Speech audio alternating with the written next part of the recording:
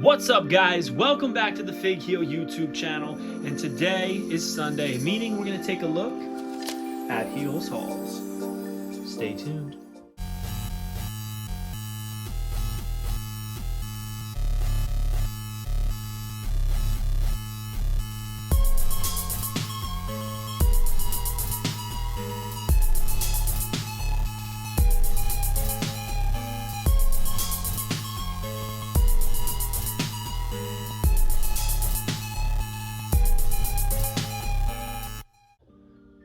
Alright guys, so this was an absolutely epic week. One of those weeks where I really was like, am I going to have anything to film? And then all of a sudden, stuff that I forgot about just started piling in.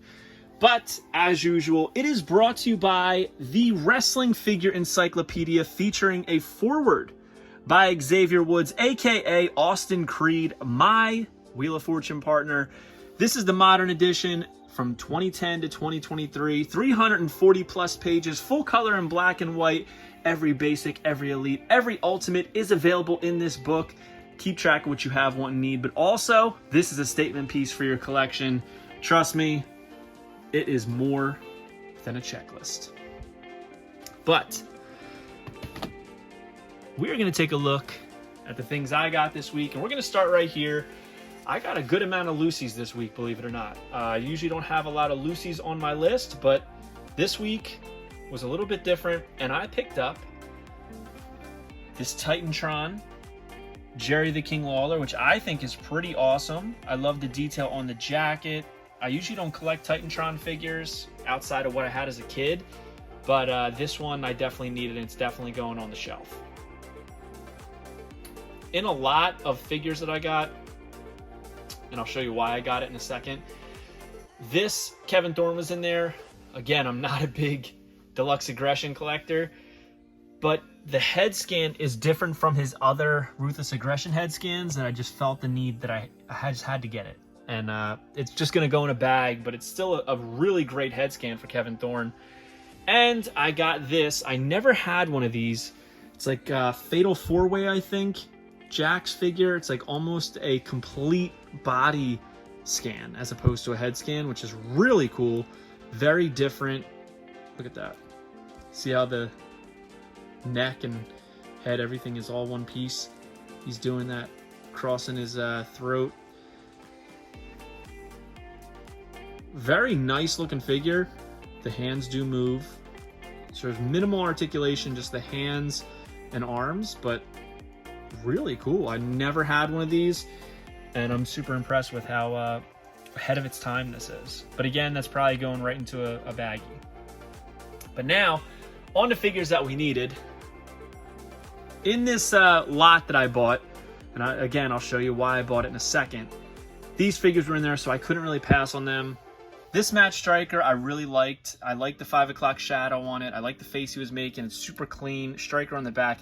I feel like this is like definitive Striker for me, for his like wrestling career, just around when he was you know, skipping out on his teaching job to come wrestle for WWE and take up independent bookings, and it just I just had to have it. And the one I had was a little beat up, so this was replacing it. And I also picked up Deuce and Domino. I had Deuce, needed Domino, and now I have both, and they came with the tag team titles, and they're super clean. The guy that I got these from was clearly a collector, not a player, because everything was like minty. And also in there was this Rock. Didn't really need it.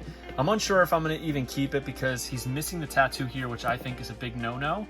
He's got to have that tattoo, right? Like, how do you have this tattoo but not the iconic bull? So I don't know if I'm even keeping this, but the one I have, I'm not really a big fan of it because it's like the your lips one. I forget, it's a t-shirt and it says something about your lips. I thought this was a little more definitive Rock for the era of RA, but without that tattoo, I don't know. What do you guys think? And here's the finale. The reason I picked up this lot, and trust me, this is not the only thing that was in there. The lot had a bunch of stuff in there that I just didn't need. It was probably about 40 figures, and I paid a little bit over $1 each. I think it was like $1.20 each that it came out to. But this is why I picked it up. These women's RA figures are pretty tough to find, some of them. And here's Layla. They're usually pretty expensive. They're some of the most expensive mainline Ruthless Aggression figures is the women superstars. But we have Layla here. Their curly hair. I got Ariel to go along with Kevin Thorne. She's got her fangs, her tattoos. It's a Shelly Martinez. I hate these feet though. And here's the reason I bought it. Super hard to find. Dawn Marie. Her only figure ever. In the nurse's outfit. Why? I don't know. She's in a nurse's outfit. Gotta love it. The nurse is she's like a candy striper. There we go. She's got the nurse's like bonnet on her head. Good head scan though. Looks just like Dawn Marie.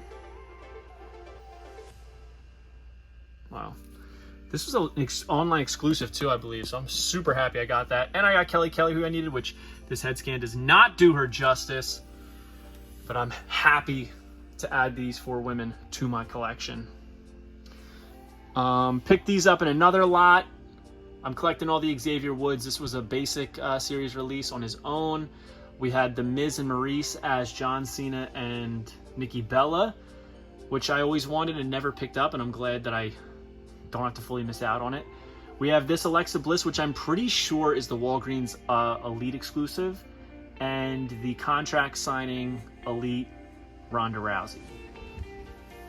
So, not bad figures, but nothing like super exciting here. Except for this. I think this 2-pack is very, very underrated. Next, I picked these up from my friends over at the Major Wrestling Figure Podcast, Major Bendies. Big ECW fan here, and the fact that they're doing extreme Major Bendies, I was all in. I love the brick wall and the carding and the Major Bendies design. We got Tommy Dreamer here. I got the standard editions, no bloody ones. Maybe I'll get the bloodies down the line. Looks really great.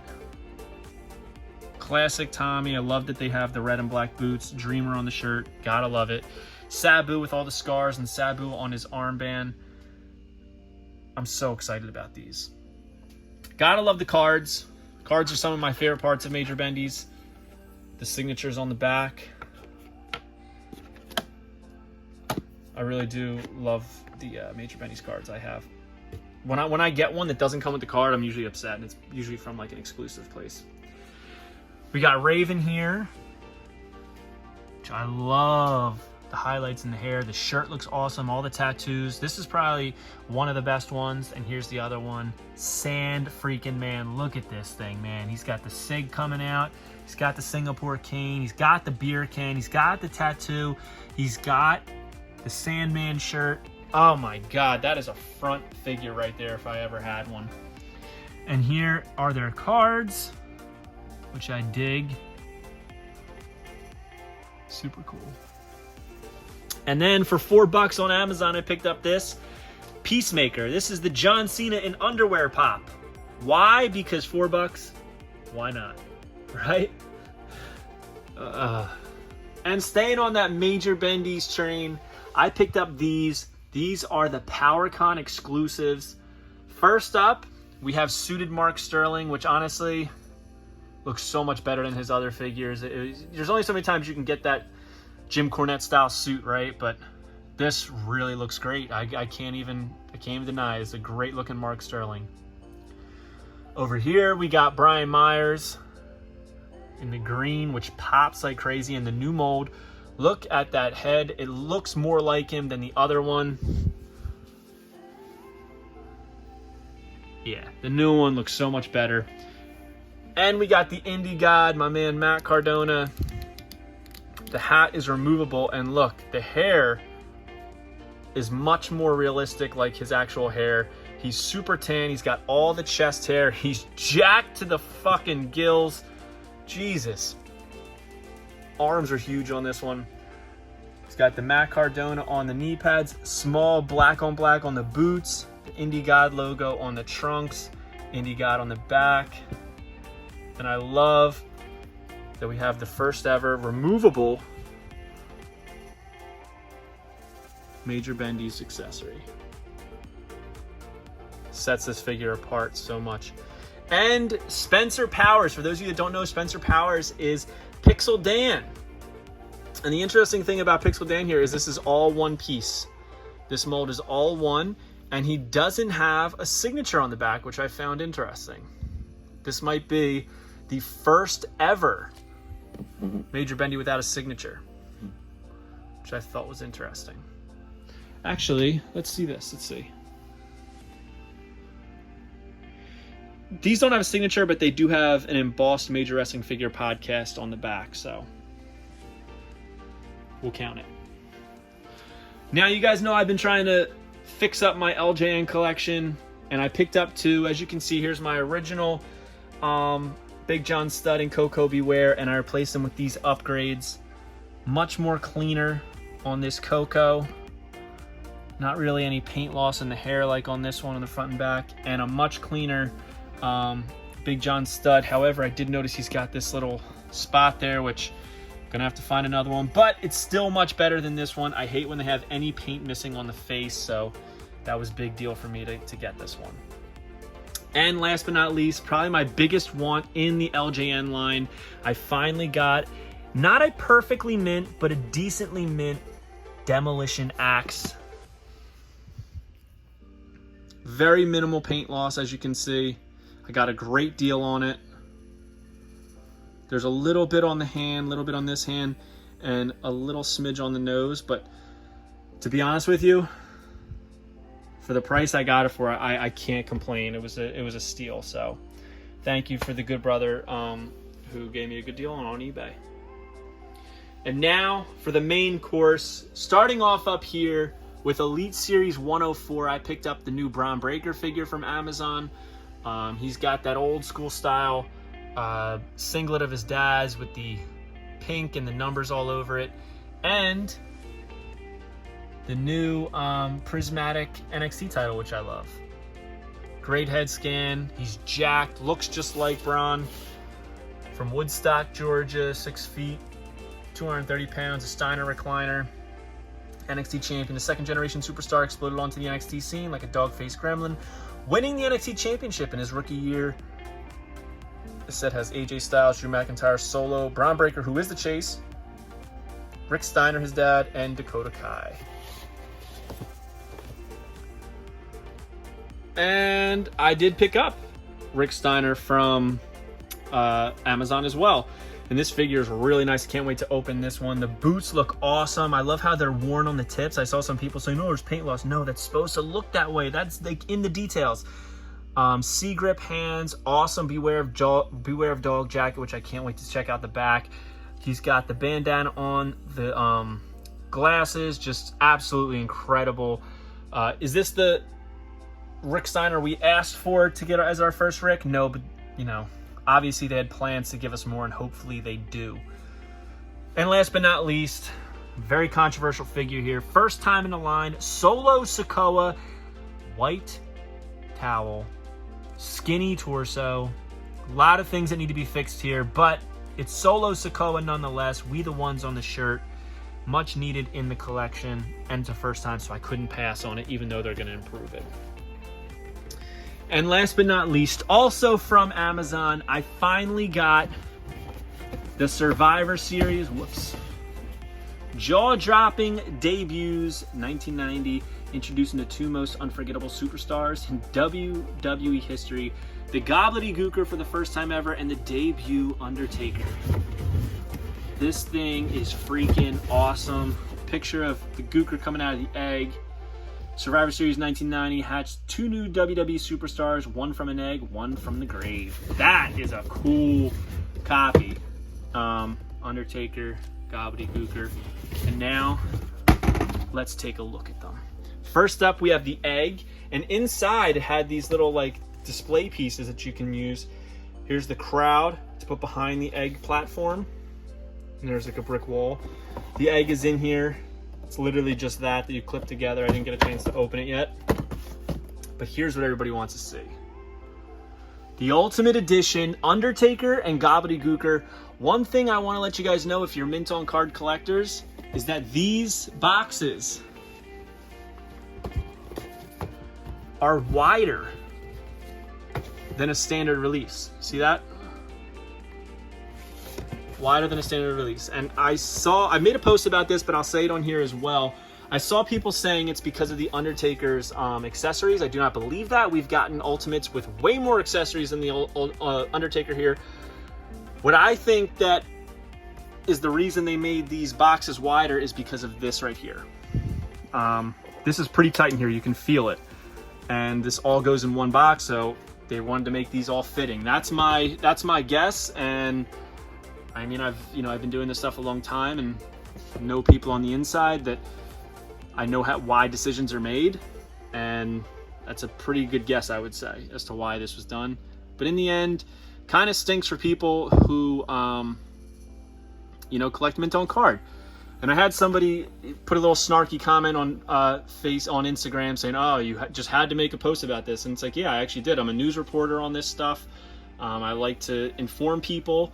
And there's people who invest a lot of money in their Ultimate Edition collection, buying acrylics, buying defenders from ringside, and buying these things ahead of time with plans of put figures in there and then them not fit.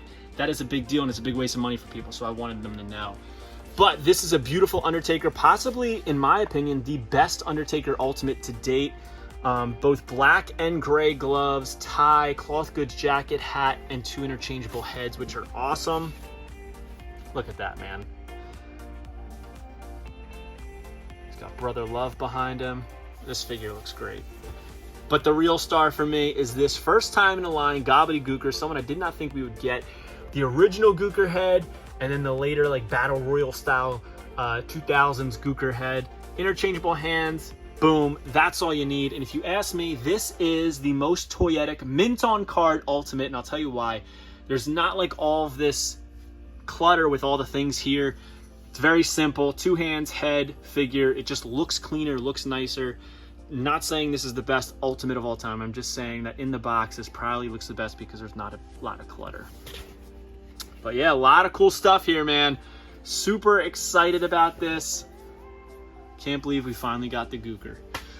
So, hope you guys liked this video. A lot of stuff this week. Comment below. Let me know your favorite thing I got this week and your favorite thing you got this week.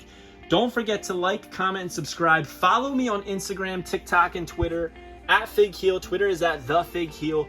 Pick up the Wrestling Figure Encyclopedia with a foreword by Xavier Woods at heelbooks.com, and make sure you join Whatnot at whatheel.com, and you will get $15 off your first purchase.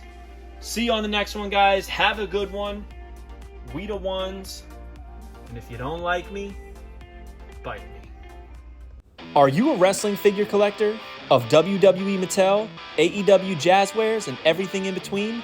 Then you need FigHeel's Wrestling Figure Encyclopedia, the modern edition covering all releases from 2010 to present day. Featuring over 5,000 photos of action figures from the hottest brands, including independent toy makers. Keep track of what you have, want, and need, including loose, mock, and overall collection value.